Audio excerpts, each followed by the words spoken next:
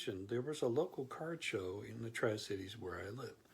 And I found a lot of really good old vintage baseball. I mean, yeah, there was still a ton of modern baseball, football, basketball cards, and all that stuff. But I wasn't really looking for that locally. I can kind of get that all the time online. So just a couple highlights. And then I'll show you the main player that I picked up quite a bit at the show. Once I get this tea bag open. He's a particular player I do not have a lot of cards of, but I plan to get some.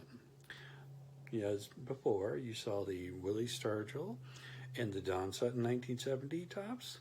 Boom, there's a 1970s tops Tom Seaver, or Tom Terrific, as he was called. He was an incredibly accurate, very powerful pitcher.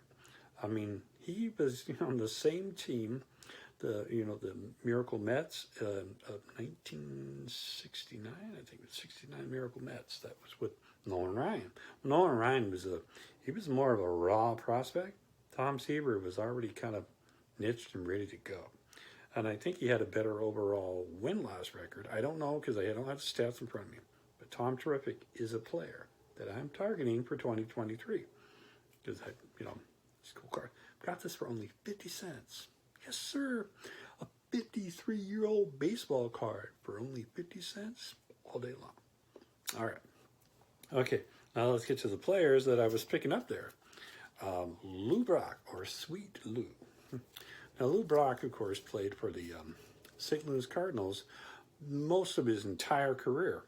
Believe it or not, he was originally a Chicago Cub, a.k.a. he was a Cubby.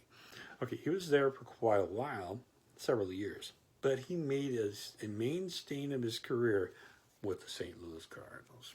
So there's one there. This is a 1967. And you got Lou Brock and Curt Flood. Curt Flood is responsible for the whole invention of free agency. Baseball players leaving one team to another to get paid. Right there. That man belongs in the Hall of Fame for that alone. He opened the floodgates to get paid money. Not peanuts, because most of these guys back in the 50s, 60s, and 70s, they weren't getting paid shit. Don't mean to cuss, but it's the truth. They didn't get paid squat. They had to make a lot of money from advertising and other ventures during their time as ball players. Like I said, 67. And look, hey, it's another 1970 tops. Lou Brock.